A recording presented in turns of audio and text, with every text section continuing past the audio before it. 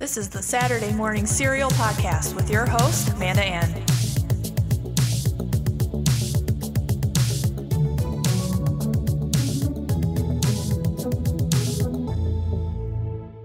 Hey guys, and welcome to another episode of Saturday Morning Serial. I'm Amanda Ann, and I actually did want to apologize that I've kind of been MIA for the past 3 weeks. I did say I would be back this weekend, however, so good to be back. I hope you guys are all doing well. I know about 3 weeks ago, Mike and I weren't feeling too hot, so that's why I had to cancel that episode. But I actually just recently got back from Disney World, and it was their 50th anniversary, and it was so much fun. I was a little worried because I haven't been there in 2 years, that just seeing how things changed because of the pandemic and just all kinds of stuff. And actually going forward, the pandemic, I'm going to be using code words because YouTube does not like that word at all. It like flags it. It's weird, right? But anyway, the parks were just so much fun, and it was even better because we were celebrating my mom's birthday, and just to see her have fun and just overall enjoy herself was just such a great time. And I even got her a cake, and actually, the highlight of my trip was riding Rise of the Resistance, the new Star Wars ride at Hollywood Studios. Guys, that ride is amazing. And unfortunately, it's like one of the hardest rides to get on. We woke up before sunrise. We got to the park, and we probably waited about like 30 minutes after we were allowed into the park. But still, the line was crazy. So highly recommend doing that first. And and then I rode Smuggler's Run, which was the Millennium Falcon ride. That was awesome as well. And Food and Wine Festival was going on. And, overall, it was good. You had to wear your masks indoors, which was not a problem for us. And it was just very relaxing, very much needed for the two of us. So, Disney's changed, yeah, but we had a good time, and yeah.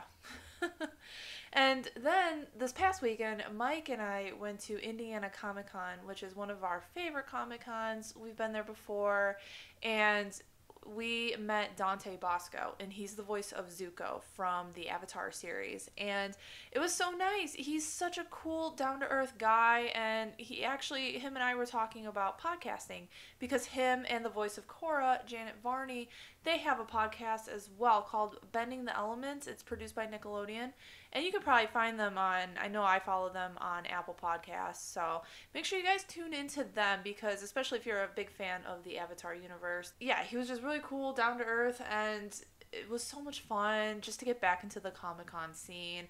I bought some artwork. Artist Alley is like my favorite part of Comic-Con, just seeing all the fellow artists and supporting each other, and it was just all in all a great vibe. People were very nice, and yeah, it went really fast these past 2 weeks. Just kind of, I don't want to say getting back to normal, because I don't think things will get back to normal for a little bit still. But it was nice to be able to thoroughly enjoy ourselves out and about now. So actually this week, I know I said I was going to put out 2 episodes, What If and Last Night in Soho, but stupid me, I didn't know Last Night in Soho comes out next week. I kind of got my weeks mixed up here because October has been so crazy for me. And so next week will be, I will talk a little bit about Last Night in Soho.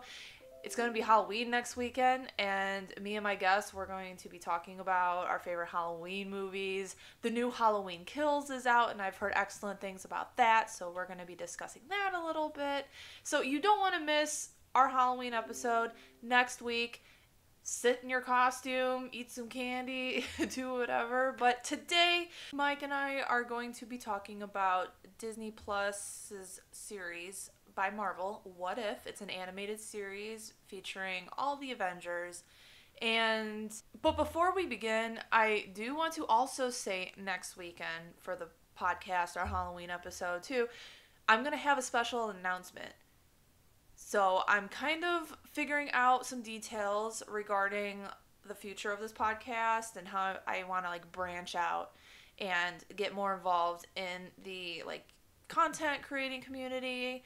So as soon as I have these details worked out, I will have that announcement coming your way. So you don't want to miss it, and please tune in, and let's get started on this what if discussion. So Marvel's newest series is on Disney Plus. It's called What If, and yeah, that's basically the premise of the show is what if this happened, or what if this person took this course of action, etc. And it also came out in August, and it ended like a few weeks ago, so there are going to be spoilers we're going to kind of discuss, because it has been marinating on Disney Plus for a couple weeks now, so...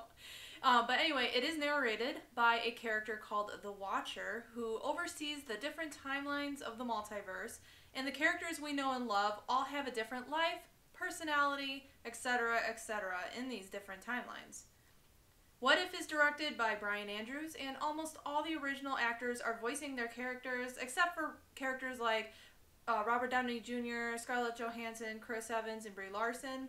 And naturally, I was excited because Tom Hiddleston and Chris Hemsworth are coming back as Loki and Thor, voicing those two characters. And just seeing these characters we love come back, but just in a new view. Episode 1 is about Peggy Carter. It is titled, What If Captain Carter Were the First Avenger? And that's basically, the episode is what the title says. What if Peggy Carter was Captain America? But she also, it's interesting because she has like a British shield, and she's almost like Captain UK or something.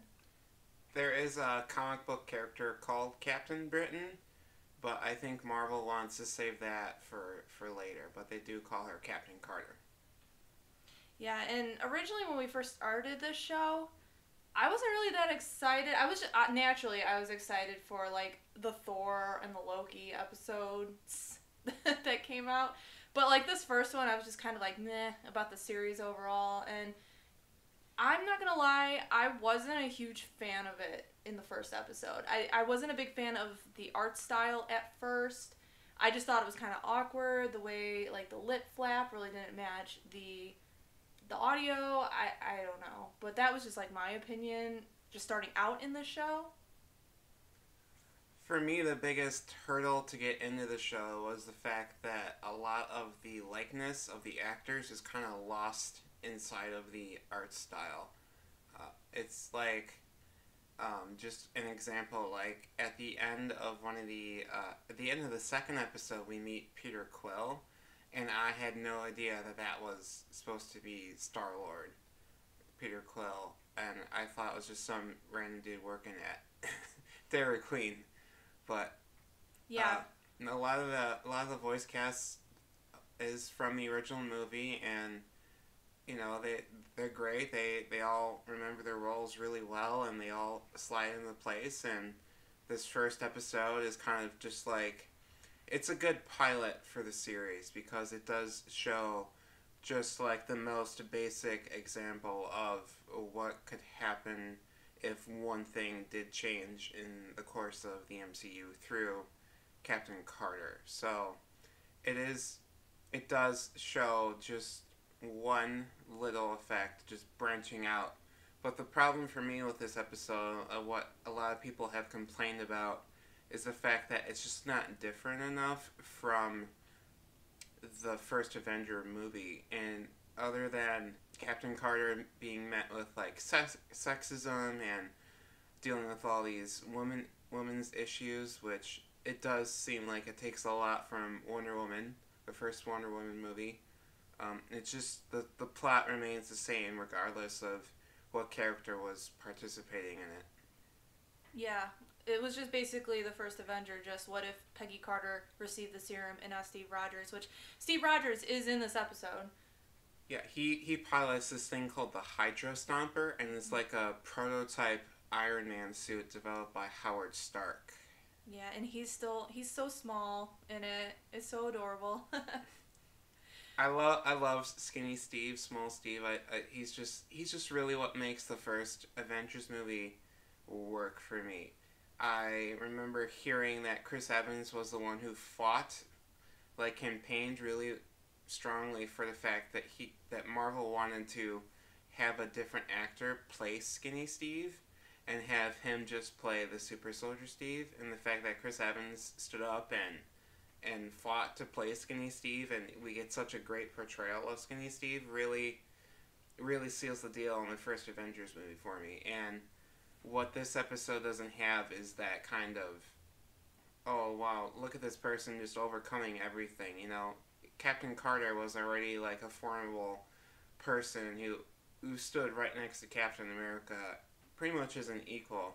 And for her to get this super soldier serum, she's kind of overpowered, and she really doesn't have that same character arc that Steve does that really makes the first Avengers movie work.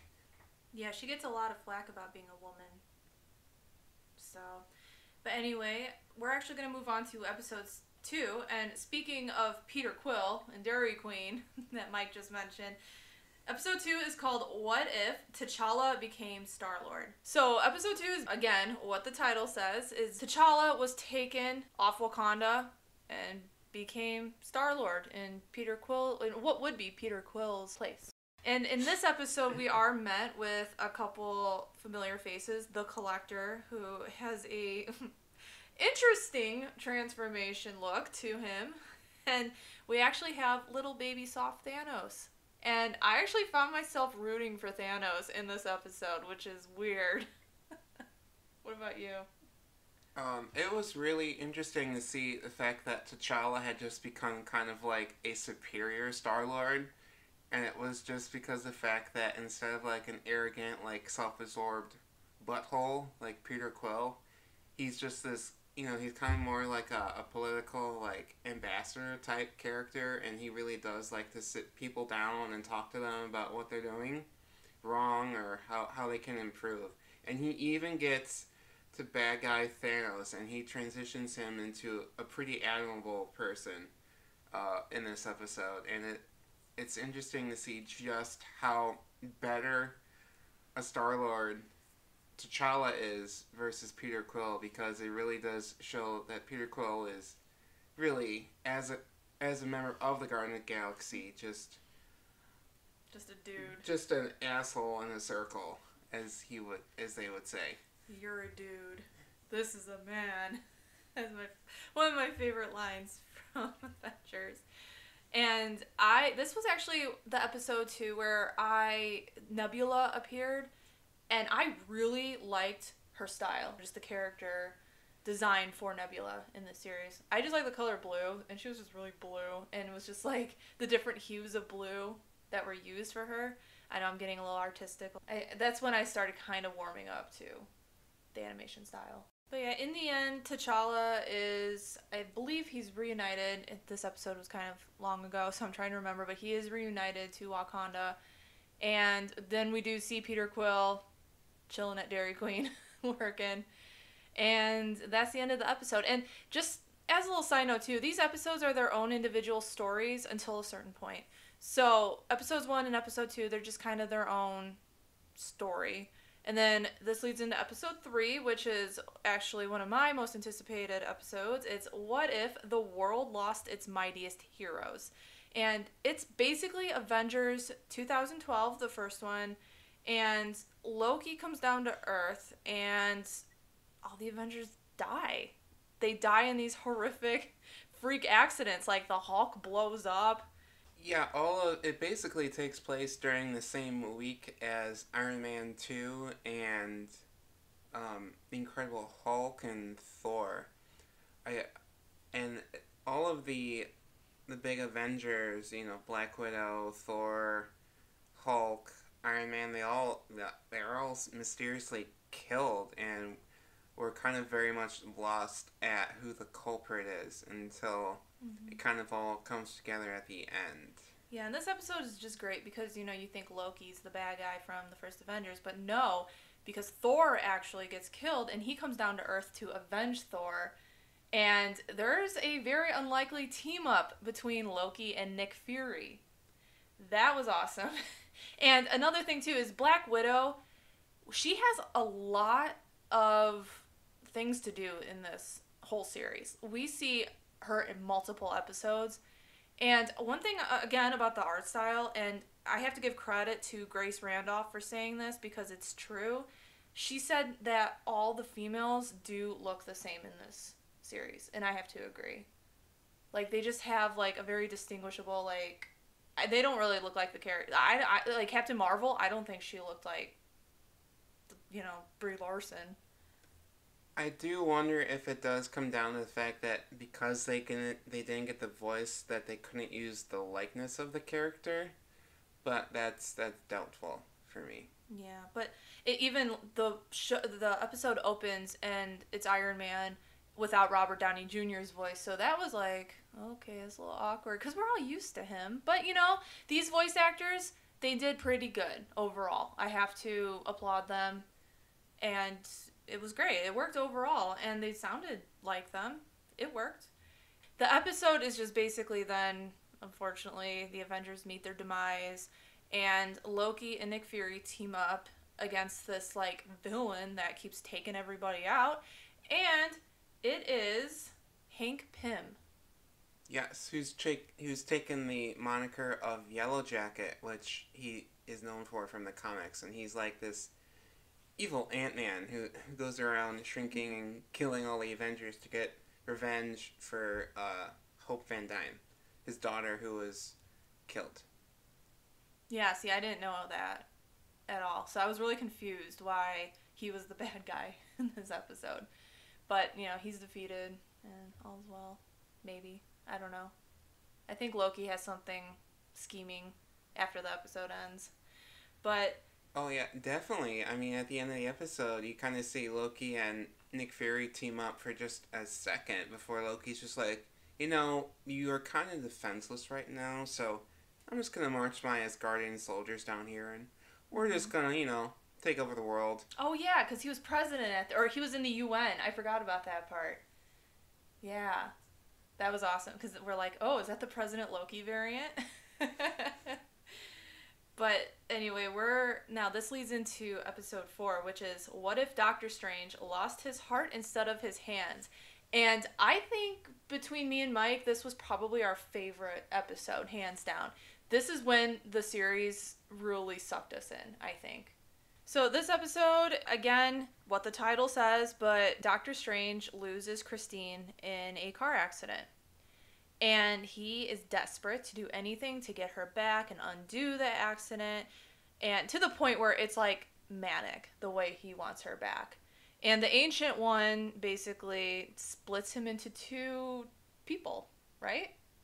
Yeah, Doctor Strange, his motive for becoming the Sorcerer Supreme is changed up, and he has to basically learn the mystic arts to bring Christine back to life. So, using the Time Stone, he's able to go back in time and try to prevent her death, but over and over and over through the course of hundreds of attempts, she's just fated to die, and there's nothing he can do about it.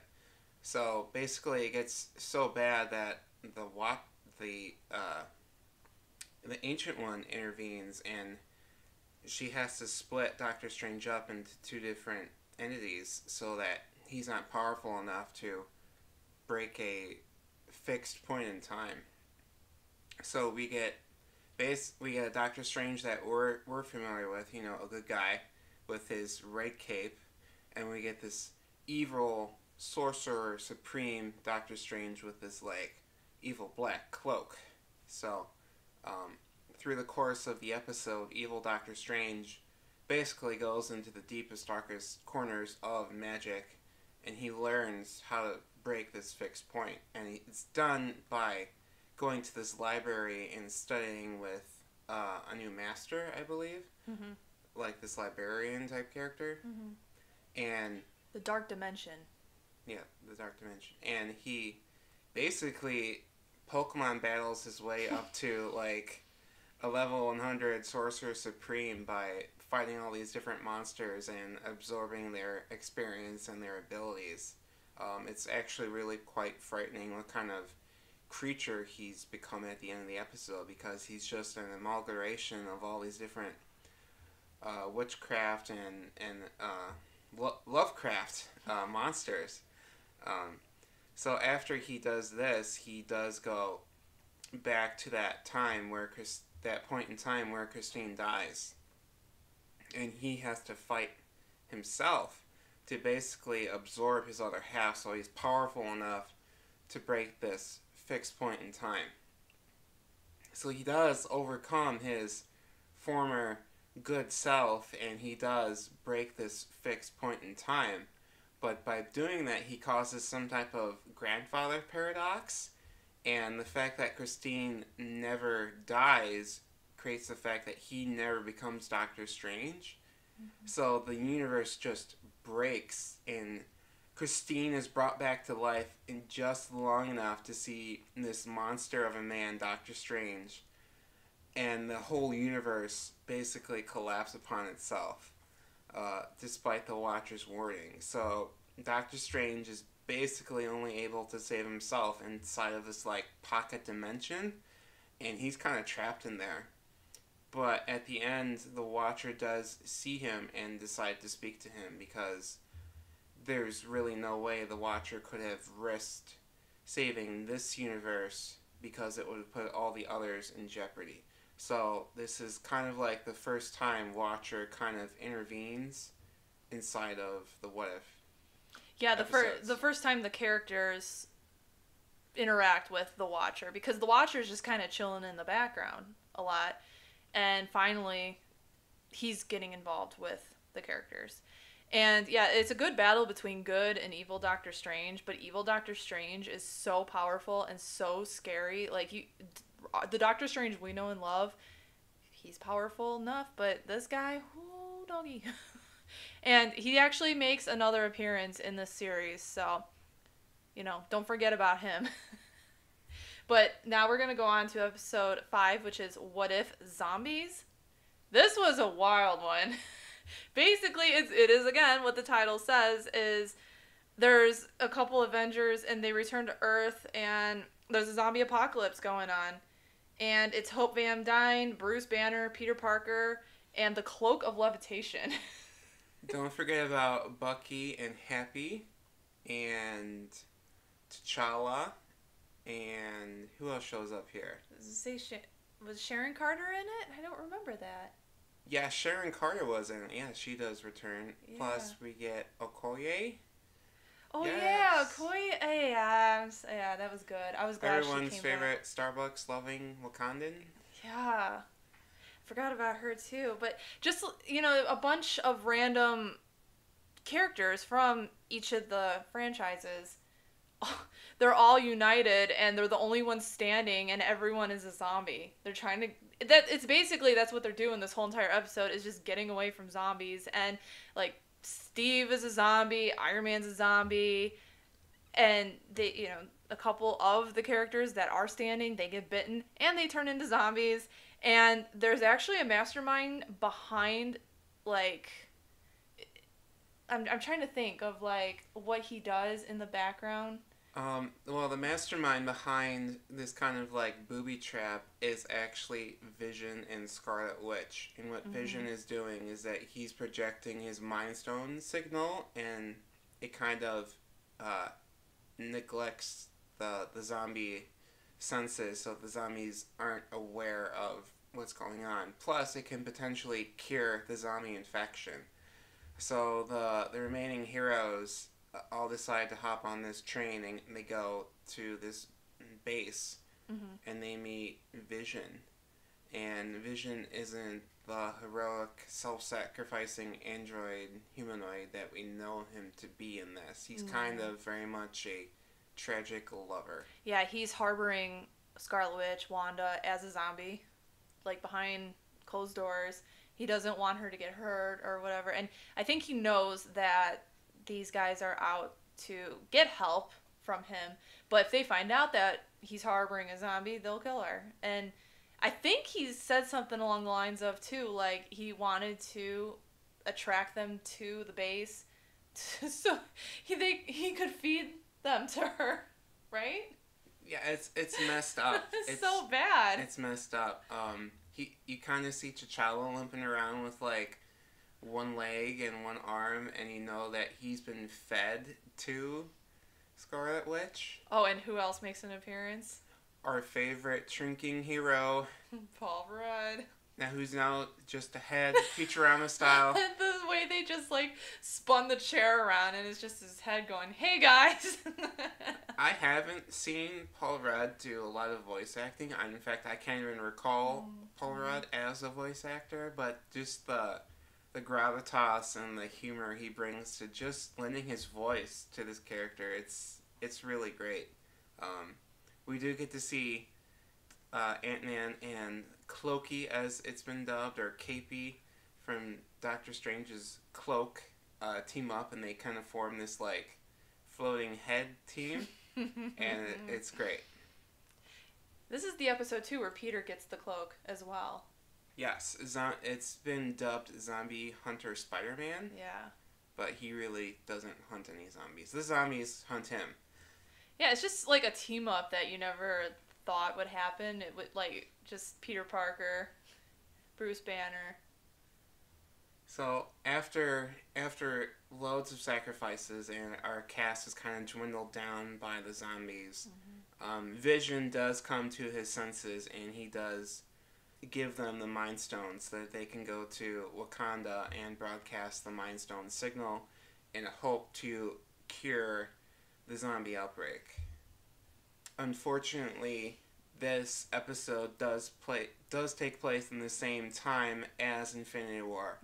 So, knowing that the episode started with Bruce Banner showing up in New York, warning of Thanos coming, and him being completely sidetracked by this zombie apocalypse, they head out to Wakanda only to apparently meet a full zombified Infinity Stone powered Thanos.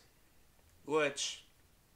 That's frightening. I don't think that's that big of a deal, because Thor's about to show up with, like, half of the Guardians of the Galaxy, and he's gonna have Stormbreaker with him. He's just gonna basically kill Thanos, but we don't see that play out, so we don't know what essentially happens to this universe. But wait, okay, so zombies, like, almost, I would say 95% of folks still, like, on this planet are zombies, or whatever. So if zombie Thanos snaps the gauntlet, like, they're all already dead. You making the mistake of thinking the zombie Thanos would have the same goals as regular Thanos, which he probably wouldn't. He would probably want to make more people. He would probably want to double the population so he could eat more people. Or make everyone alive again. Doubtful. I think he just wants to eat more people. Yeah. He's a big dude. Knowing Thanos, he needs his daily protein. Yeah. So episode 6 is What If Killmonger Rescued Tony Stark? And actually, this title isn't what it seems. Killmonger is, as we all know, he's very shady. He stabs people in the back. That's basically what this episode's about. And Tony takes Killmonger under his wing and gives him all these privileges and all this fun, lavish lifestyle stuff. But in total, Killmonger will just stab Tony in the back. So yes, Killmonger does show up at the very beginning of the first Iron Man movie and basically saves Tony Stark's life. So Tony Stark is never captured by the Ten Rings, and he's never endowed with the lesson that his weapons hurt people that are good. So after Killmonger saves Tony Stark, they go back to Stark Mansion, and Killmonger uncovers this whole plot by Obadiah Stane to kill Tony Stark and overthrow his corporation and take all of his money and sell his weapons to more terrorists. So that whole plot, Iron Man 1, goes out the window, and instead Killmonger starts scheming, and he basically gets Tony's trust to the point where Tony hands over his, like, most powerful weapon to Killmonger. And Killmonger just kills Tony Stark and heads right over to Wakanda with this new weapon, waiting for his opportunity to now overthrow the Wakandan government. Yeah, he kills T'Challa and becomes the new Black Panther. Shuri she was pretty good in this episode. And then we actually have an unlikely team up of Shuri and Pepper Potts. So that was cool. Interesting, but cool. The two of them, they try to just expose Killmonger, and yeah. They're very much unsuccessful. Yeah. The episode does kind of end open-ended, and we don't get really a conclusion of what happens. But T'Challa, Killmonger does basically become the new king of Wakanda, and yeah, that's the end. It's kind of really open-ended, kind of non-conclusive. Yeah, to tell you the truth, guys, this was kind of like my least favorite episode. I don't know. Yeah, I really like it. Just ended, and Yeah. it was kind of all over the place, and it has to go so fast because it's only half an hour. Like, this really would have benefited from a part 2, or maybe just another 10-15 minutes. Yeah, I agree. They crunched a lot in just 30 minutes, and I think that's why I wasn't following it really well, because it was like, he was with Tony, and then all of a sudden he's in Wakanda. Like, it went so fast, I had trouble following it. So, but anyway, that was that episode, and now episode 7, which is my favorite one, which is What If Thor Were an Only Child? And again, this episode was pretty much what the title says, and is Odin gave Loki back to Laufey, and the events of this takes place, I think, around Thor 1. We got Jane Darcy back, and then Thor, he's just a party animal. He comes down to Earth, and he just starts like these raves, and it's just so funny. The parties take over Earth, and it's just so bad that the government is like, what's going on? And Jane and Thor do meet, just like in the first one. They fall in love, but Thor is overall just like this hey man type of guy, and all he likes to do is party. He likes to eat, he likes to drink. And it's funny, I think, is the Guardians of the Galaxy in this one too? Like, we see Nebula, Gamora, Drax, at least I think those 3. And Loki comes down too, and he's a frost giant. He's got a bunch of frost giant buddies, and it's funny because Tom Hiddleston calls Chris Hemsworth a brother from another mother. And that they really took that to another level in this episode, where Loki and Thor are actually best friends. And Loki's just like, you're my brother from another mother, man. And Loki's just very like hang ten type of guy too in this. And SHIELD, they want Thor to just like calm the parties down. And they want him dead, Amanda. Yeah, I don't like saying it. This is Thor, but okay, I'm not a big Jane fan. Everyone knows that. But it kind of furthered the thing for me in this episode. I was not a fan of Jane. And I like Darcy, but I wasn't nuts about Darcy in this. I feel like they just made her a little too extra. I don't know. What do you think? Yeah, taking these characters outside of their, like, well, the first Thor movie is basically Hamlet. Mm-hmm. And Hamlet, Lion King. So taking them out of that familiar space and putting them in a new environment is exciting, but they're just kind of like there, and Jane only contributes to the fact that she doesn't get to do any cool science things. She doesn't get to explore Asgard or discover Thor's mythology and science. She just kind of tattletales on him. Mm-hmm. And SHIELD's response to Thor being basically taking over the world and making everyone party is to summon Captain Marvel. We do get a great battle between Captain Marvel and Thor, and I've always wondered who would kind of win if they squared up, but it's kind of left at an even tie. Oh, yeah. Yeah, Captain Marvel puts him in his place. And then they call Frigga. I thought that was so fun. Jane calls Frigga, and she has to come down to Earth and get her son. And, Thor is just like this typical, like, teenage guy that if he did something bad, he's trying to hide it from his mother. And ultimately, that's what makes him stop, is calling Frigga. So it doesn't matter, like, the fight between Captain Marvel and Thor. Frigga's the one that's in charge and can really, and so Jane did think of that. Jane's like, oh yeah, we have to call his mom. And the one part where I was nuts of was when she summoned Humdall and they brought her to Frigga. It was weird. She was just like, what kind of wine is that? I didn't like that. But overall, this episode, as just like a fan of Thor and Loki, especially, I always thought that Marvel forgot about that Loki's a frost giant from Thor 1. So it was really nice to just see them explore frost giant Loki more. And just seeing Thor and Loki in a new light and just being bros. It was such a great episode for me. I know a lot of people didn't like it, but I'm a little biased because I just love those two. For me, it was kind of like everything going on was kind of not really as fun to watch as the characters were. Mm-hmm. But Thor really essentially doesn't act any different than he does in like Ragnarok. Yeah. Like he's just a fun party guy, and he really hasn't changed, and he's not exceedingly different from the Thor that we already know, except he hasn't lost his dad and his brother and his friends and Mm-hmm. all those people. Yeah. Um, Yeah, I mean, I understand. I understand the other people's opinions about it. I get it. So.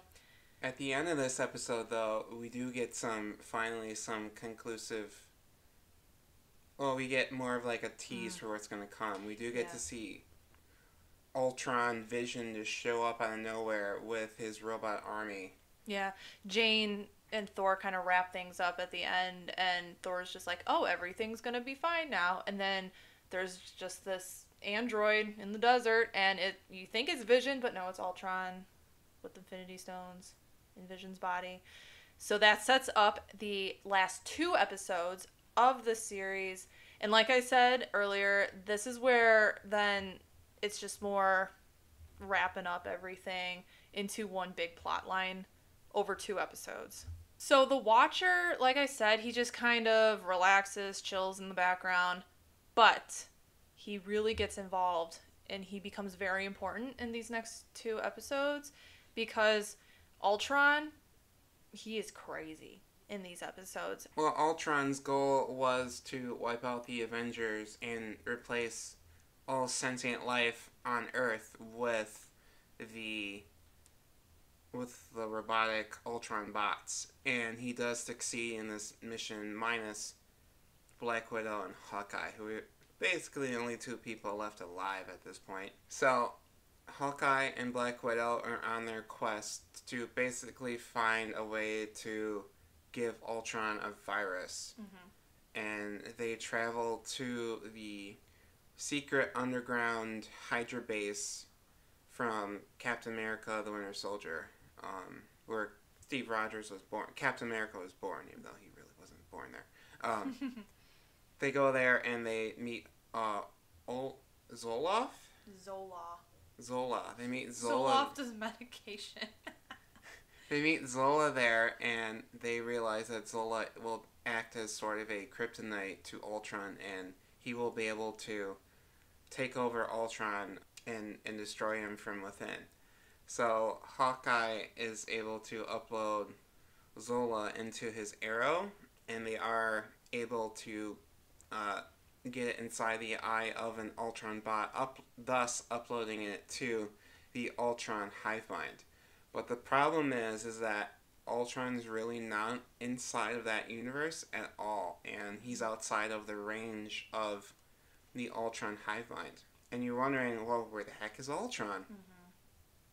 Turns out Ultron's going around to other planets and conquering, killing Captain Marvel, going around killing the Guardians of the Galaxy, Ego, the Living Planet. He's gone, he's wiping out everything. Yeah. And he collects his final Infinity Stone from Thanos, who he just lasers in half, like nothing. Yeah, that was crazy. I couldn't believe that. Ultron in this episode and in the following episode is the biggest threat the MCU has ever seen, and I'm so surprised that they would tell it in an hour-long storyline on a cartoon. So after Ultron basically conquers this universe, this timeline, he branches out and he starts going into the multiverse and he's hopping around in different multiverses. And this is where the Watcher's like, oh shit, this guy is coming and he's coming for me. Because Ultron, with the awareness of the Infinity Stones, is able to see the Watcher. And they have a pretty great fight. Yeah. They're pretty evenly matched. Yeah, and just when Ultron just overtakes the Watcher, I was just like, well, now what? Like, what's gonna happen now? Guess who comes? Dark Doctor Strange. Yes. Dark Doctor Strange. He is the strongest Avenger I think I've ever seen. But basically, yeah, he is recruited by the Watcher, and they assemble the Avengers that consists of Peggy Carter, Party Thor, Star-Lord, T'Challa, Gamora randomly that came out of nowhere. Yeah, we can actually explain this. This is a casualty of the pandemic, where they were going to make 10 episodes, I believe, and they just cut one. Oh, And, okay.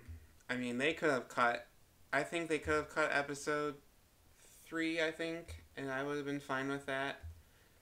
But they did cut this episode where Gamora and Tony Stark are on Sakaar and they fight the Grand Master, and Tony builds this like Hulk Buster Sakarian armor, and Gamora develops this Infinity Stone crusher. I think I read that. So Hopefully season 2 has that. So the Watcher does assemble this team of multiversal Avengers, and he decides to go fight Ultron on his home turf.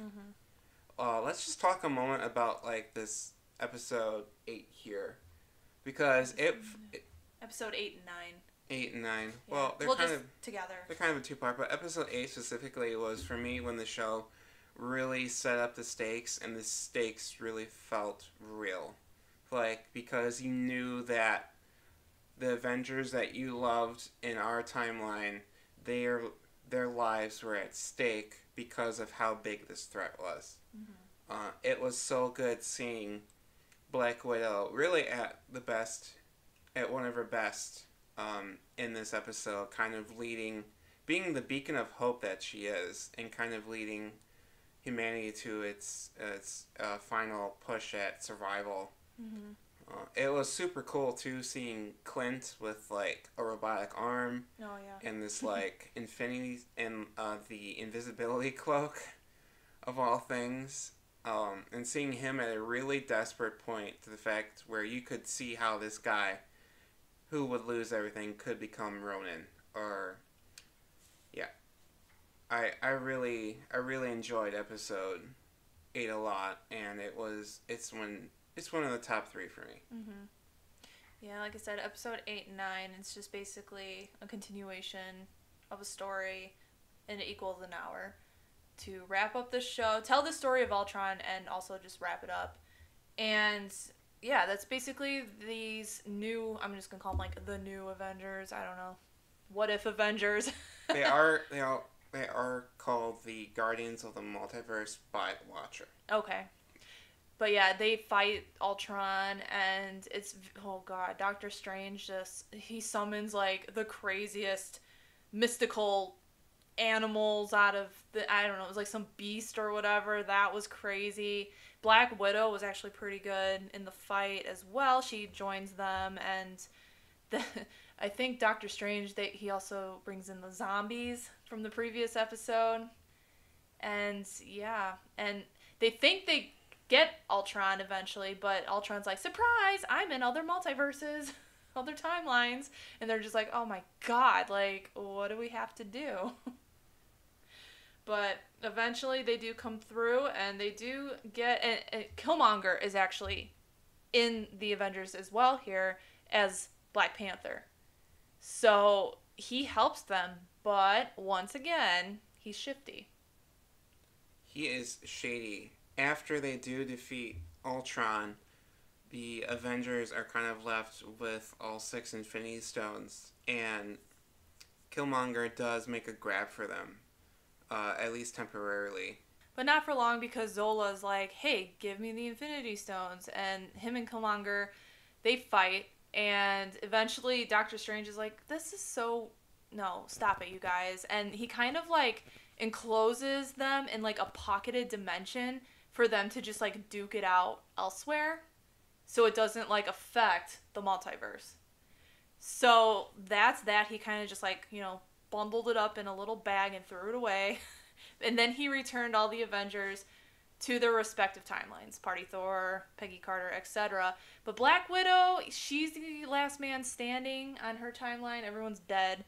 And he plops her down in a different timeline, which is during like a regular Avengers fight.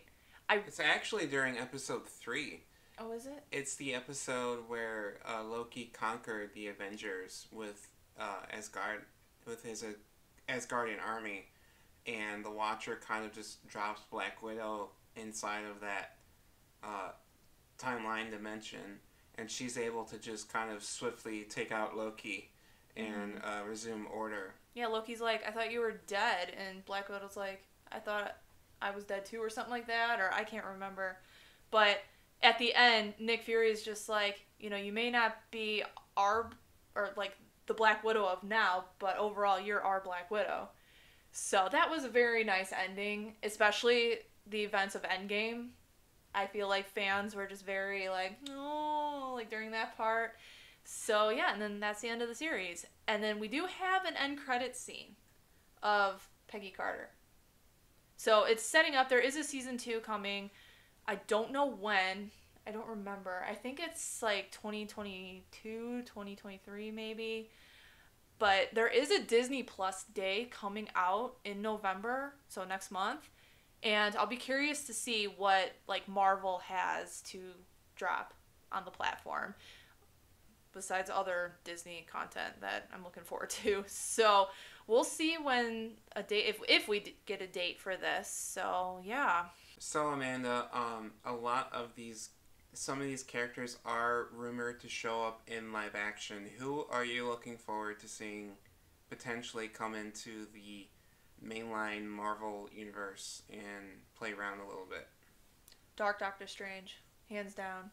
I want to see Benedict Cumberbatch just like take that character and just darken him. Oh, I can't even imagine what that would be like.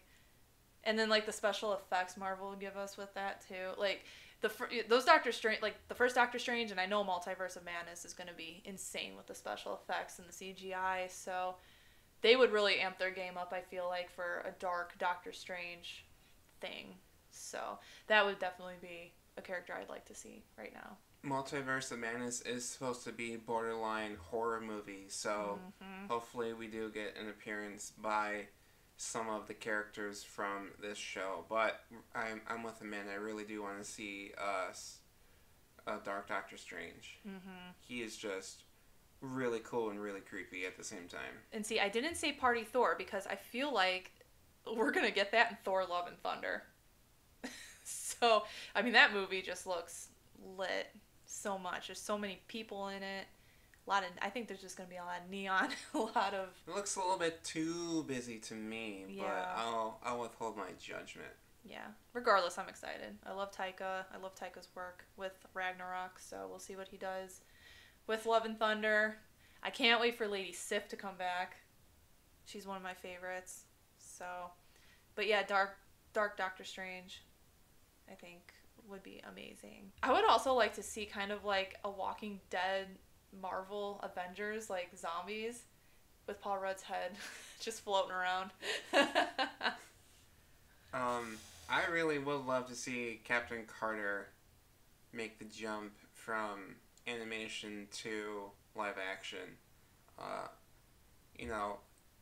really think that there needs to be more women in the Marvel universe who are heroes, and Captain Carter is a favorite among a lot of fans, and she had her own show that was airing for 2 seasons, and she had a short film, and she made an appearance in all 3 of the Captain America movies.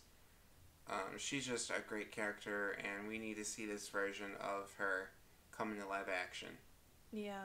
And I know I mentioned with some previous guests in a previous episode too, it's nice that some of these characters, female characters, especially I love Sylvie from the Loki series, and like Lady Sif and Captain Marvel. They don't have like their costumes, their suits are they're nothing race. There's nothing racy to them, and it's not like a stereotypical like Wonder Woman. She's got like a mini skirt and kind of voluptuous in a certain area, and that's what I feel like Marvel is kind of steering away from and making like, hey, a woman can get in a Captain America suit, no problem.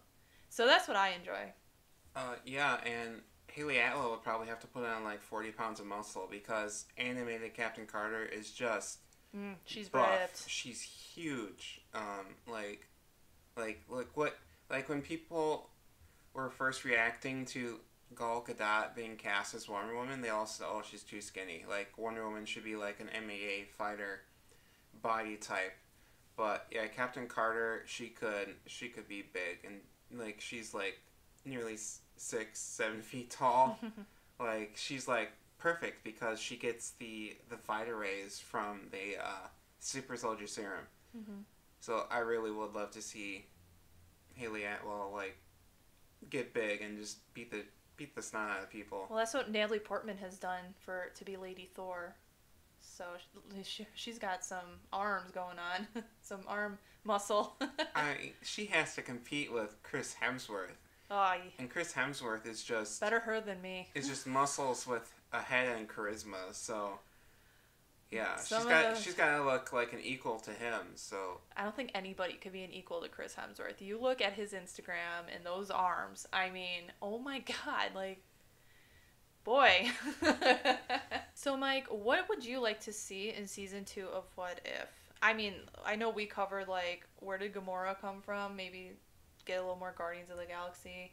Get some badass Gamora in there. That's like my opinion. But what do you want? Oh my goodness. I would love to see, it would probably take like 3 episodes to tell, but I would love to see a what if the other half of the Avengers were snaps. Oh. I would love to see Spider-Man, T'Challa, Hope Van Dyne, Doctor Strange, Star-Lord. I'd love to see all of them have to come up with a plan to fight Thanos. Groot.